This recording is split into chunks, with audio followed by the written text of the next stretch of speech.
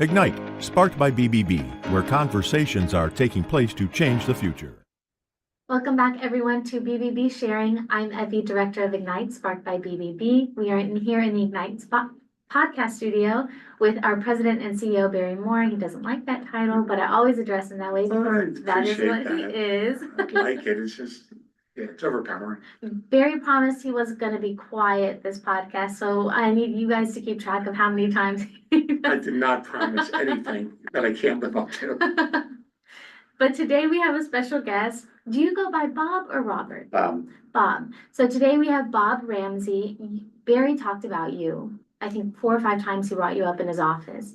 And I had to remind myself, I was like, who's he talking about again? And then I realized he was like, this guy is older than me and he's more fit. I mean, he can lift me up over his head. And I'm like, wow, I gotta meet this guy. Is it true? Can you lift Barry over your head? In my dreams. So tell me, Bob, tell me about yourself. What's your story? I ended up in Richmond as sharing my best hobby, which is studying success and successful people. The original CEO of the retail merchants was a fellow named Jeff Smith. And Jeff drove up to Richmond or up to Washington, D.C., where I was living and working with nonprofits, to study to get our CAE, Certified Association Exec, which is the epitome or the highest honor you get of being an association exec. And in the conversation I had with him a couple of times, I just shared with him my hobby of studying successful people.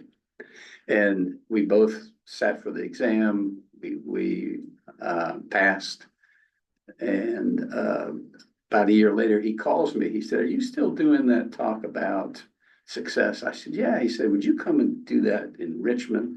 Well, I didn't know where Richmond was. I'd never been to Richmond, but he put me up in the luxurious John Marshall. So I came down, and what was interesting about it was I went to the retail merchant's office and to see his setup. And when I went in, his receptionist said his assistant would come out and get me, and she came out and took me to Jeff's office. And the first thing, when Jeff closed the door and we started to talk, I said, "Who was that?" That woman now is my wife. How about that? And the other part of this chat was that I would, the items of success, the number one item is they have good self-esteem. If you're successful, you're pretty confident, you have good self-esteem. So I would wear a Superman t-shirt under my 3-piece suit back in that day. And it's not unusual for when a speaker is introduced to take their jacket off, but it's a little unusual when you take your tie off and you take your shirt off. And people ask me if I still do it, and I said, no, everything's kind of moved a little bit to hold my stomach in. But I literally married her. And until Jeff passed, every time he would see me, I can't say it on the air, but what he would call me, but it was because I stole his best assistant. Got it. Understandable. That's amazing. So you said you love studying successful people. And one of the things that I've talked about on here with quite a few people that I've met through Barry is I tell them all the time, you're an average of who you hang out with. And I tell my little brother, because he struggles with finding his group, I say, you should be around people that are more successful than you. Not to mooch off of them or to be a straggler behind them, but to learn from them. There's a reason that they are successful, and they are there for a reason. You should learn from what they do. What is the key to their success? And I think studying successful people, we let our insecurities get the best of us sometimes, and we don't want to be around people that are, what in our mind, better than us. But you have to, because that's how you grow and that's how you learn, by studying success. So I agree with you. I think that's amazing. What I call that is the Bumblebee Theory. So aerodynamically, those little wings can't support that big body, but nobody told the bumblebee. So when I had an opportunity one time to speak to a parochial school at their commencement, I shared 3 points. Number one, I said, just show up. I used the example of when my son was 16. He said, "Dad, I want to do a race with you." I said, "Okay." So Saturday morning comes, we sign up for the police league downtown Richmond. And he goes, "Oh, Dad, I don't want to get up and go run." I said, "Taylor, we've paid, let's go get our t-shirts. We don't have to run." So we get there and I said, "We're here, let's run." So at the end of the race, he's the only 16-year-old boy that ran. He won. Wow. So he gets called up on stage, he gets a trophy, and he goes, I said to him, "So Taylor, what's the message?" "Oh, I know, Dad, just show up." So that I found one of the most successful things in life is you just show up, and you show up early. Second thing was everybody has a picture of themselves, what they look like in the future. I was an example of that. I was following my dad's advice when I went to college. He said, "I don't know what I want to do." He said, "Well, you're pretty good at sports. Why don't you become a gym teacher or phys ed?" I said, "Okay." But by my sophomore year in college, my vision of myself wasn't in shorts and a t-shirt with a whistle. It was always in a suit. So at the time, the Navy was recruiting pilots and Vietnam was hot and heavy. So that's what I signed up for and I got accepted. So upon graduation, I went to Pensacola, got a commission and started flying for the Navy. So that was the value of the image of what you had. And the last one was the Bumblebee Theory that I shared with you. And that's everybody will try and tell you what you should do. And you have to be careful with that. You have to listen to more yourself. And like you're talking about your brother. Yeah, that's key. So you talked to us a little bit about the three H's. So if you highlight them real quickly, what are they? So we got to talk about Bob Taylor after this. So now that I'm retired, Yeah. I'm focusing on three words: health, happiness, and what's it called? Helping. And as you get older, your health becomes everything, because if you can't move, you can't participate. So that's critical. We all know what to do, we just don't do it. So fortunately, having been somewhat coordinated, I was able to do some things. I picked up playing pickleball and enjoy that. My wife and I do a lot of walking, and I think walking now has become a much improved, much more focused exercise. Short walks, fast walks, whatever. And there's 3 for 1 is what I like to call. So we get to talk, we get to be fit, and we get to enjoy the outside. So that's the health part of it. The helping is do some kind of volunteer, maybe, depending on what your situation is. I've been an 18-year volunteer with Henrico Police Motorist Assistance, and it's just a blast. The police need help and the biggest example is if you are disabled in the county and a police officer comes behind you and turns their blue lights on, they have to stay there until it's resolved. If we're working and we come up with our police car with yellow lights, then we'll stay. So we're professional waiters. We wait. It's a good job for you. Not that you talk while you're there. I just have a feeling. Well, that's pretty cool. So it's helping, health, and then happiness, and that's sort of the end result. The toughest thing about retirement was if you enjoy what you're doing when you end it. And that was, I don't know that I ever will officially retire. I don't believe you, bro. I don't You think will always be my dad making a will never difference. retire. Yeah. Yeah, no. I don't think mentally and physically his body could handle not doing what he does every single day. Yeah, he stays fit doing it too. And Bob Ramsey, I mean, you're everywhere. And we met a couple connecting dots, and I introduced you in the office real quickly. So I like to just say real quick, your dad was president and CEO of the Better Business Bureau in Cleveland. When we connected that dot, here I've known you for years. I never dreamed God would put me in this job, just job role. And here I sit, and we went to breakfast, and you told me that blew me away.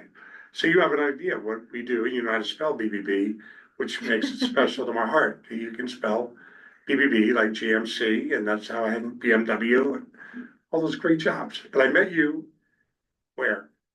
Extreme Fitness. No, Auto Dealers Oh, Association. wait, yeah, See? yeah. So we met there and you were, I mean, that team is incredible. I mean, 100%, everybody I ever met with Team VADA, Virginia Auto Dealers Association, were professionals and just people you love to be around, right?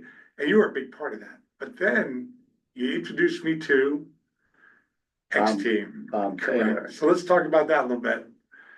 Well, it all started with an outdoor boot camp. And you just can't imagine how, when you're talking to people that it's freezing cold outside, it's pouring down rain or it's snowing, and you're doing push-ups or you're doing sit-ups. And you hate it when you have to move from where you were doing sit-ups because you've warmed the mud under your back. Now that's crazy. It's more than the same. When I traded a car that I had from doing all those years of outdoor boot camp, it was trashed inside as much as I could try to keep it clean. And my wife wouldn't even let me in the house. Hopefully no one looked in the windows in our garage, but that's where I always she would not let me in the house. I had to do the same stuff. Yeah, Mary Lou, I had to strip in the garage. I know what you're saying. Yeah. But Bob Taylor is a unique fitness instructor. I did it with him for probably 17 or 18 years. And it's really, really a good program. He's changed lives of a lot of people. Thousands of people. Yeah. And that's what I believe that for Evie and you and your helping, your happiness and health being part of Ignite in the future in 2025, I believe you're going to be a voice because the mental health crisis is really bad here, everywhere. I mean, our folks are breaking down, but maybe health can bring happiness, maybe just a little bit. And you wanted me to help Bob with advertising. I'll never forget this. I was at the car dealership and had the Showcase Richmond, and you wanted me to help, if I could anyway, get Bob to learn how to advertise and market. And where did we meet? Brickhouse Diner. I'll never forget it. Where did I meet Evie? Brickhouse Diner. How about that? So a lot of good things happen at the Brickhouse Diner, other than just great food. It's more than family, right? So you got me introduced to Bob Taylor, and I was moving to Nashville. You guys didn't know it. And you guys were like, oh, come on out, Barry. And I was like, not happening. I was 50 years old. And it was time for me to just pretend I used to be in great shape. It was a pretend. And I could barely breathe probably. And then I went to Nashville and I came back. And the first thing I did, we talked and you got me to come to X Team. And for 1 year, it changed my life. My mental outlook, my stress at work, everything got taken care of. So today I can't do those workouts. I don't want to do those workouts, but I do what you say. I walk and I walk with my wife. And it's some of the best time that I ever could imagine is those walks with the dog and her and just conversation. So what do you think about the mental health? You met thousands of people at X Team. We all had the black t-shirts. We met some wonderful people, but we dealt with people that were hurting inside also. But it seemed like I thought the best of them came out during that 1 hour, 6 a.m. or 6 p.m. How about you? Do you agree with that? Well, you're definitely. It's a layup question. So No, you're of course. But the thing that I like to talk about today is that no matter who you meet, pay attention to them, make them feel special. You'd mentioned that when we were out doing motorist assistance and there was a call over the air for an unconscious person, and we were first on the scene. And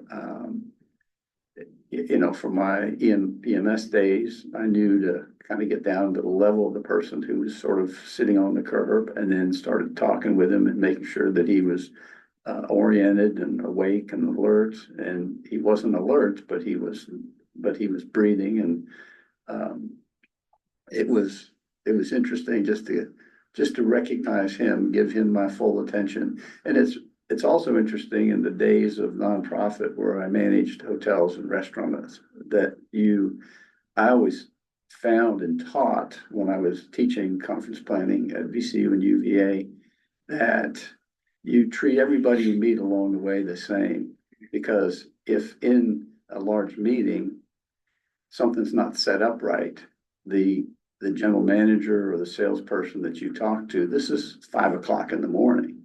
And that they don't know, they're not even out of bed yet. And how do you get things done? You be nice to everybody you meet along the way, and you show them special attention. It drives my kids crazy. Dad, you talk to everybody, but that's what you do.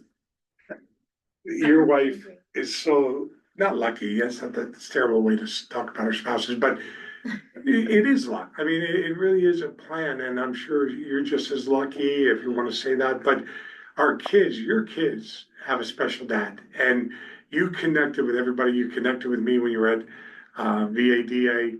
You were the photographer. You were the greeter. You were the worker bee because those 25-year-olds couldn't do what you were doing. You were running circles around them, and I didn't realize why, because the fit you were in and the mental health, and because somewhere along the line, your family taught you a great gift, and that was to make everybody feel special. And that's who you are. So I'll have you wrap it up. We're at 16 minutes, so you did wonderful, because normally it takes about 10 minutes to get a story out. And you did not wander, right? You did great. So It was awesome. I hope your family's listening to this someday, and they know you did. You're an amazing podcaster, right? You are. Yeah, I'd love to get you in here for a spark conversation one day, because mental health and physical fitness go hand in hand more often than people realize. And a real quick note, there was a study done that a lot of the major cancers that people tend to get, they have a better success rate of survival when they work out every single day than if they just moped around at home. Because working out, and I don't even like to say working out because people always have such a negative connotation with it. They're like, well, I don't do cardio and I don't do this. That doesn't mean that. That's not what working out is. Working out is physically moving your body so that you're out of the house and your mind is preoccupied with getting those dopamine levels back up. Very scientific way of saying it, but it's true. And I think that people should come and listen to you speak about that, because your 3 H's in and of themselves are really important and have a lot to do with physical fitness. And so many kids nowadays are so preoccupied with being on their phones that they don't even know what's going on in their front yard anymore. And I can say I did play in my front yard for quite a long time. I see, as you don't know this, but I really believe that Bob Taylor, Bob Ramsey, and Chris Lindsay would be 3 great speakers and presenters at our next year's one of our events. And Chris is Chief Operating Officer. He's helped us at the Department of Health. He's provided us a couple great speakers, and it all started at Virginia Auto Dealers, again with him. So anyway, go ahead. Well, thank you, Bob, for coming in. We kind of roped you in here. We did. Without telling you, kind of shepherded you in here, but you did a great job. Thank you so much. And Barry, thank you for joining us. Thank you, Abby. Everyone that's watching on YouTube, please make sure to like, share, and subscribe on BBB Central VA, and follow us on Spotify at BBB Sharing. Thank you. Ignite, sparked by BBB, where conversations are taking place to change the future.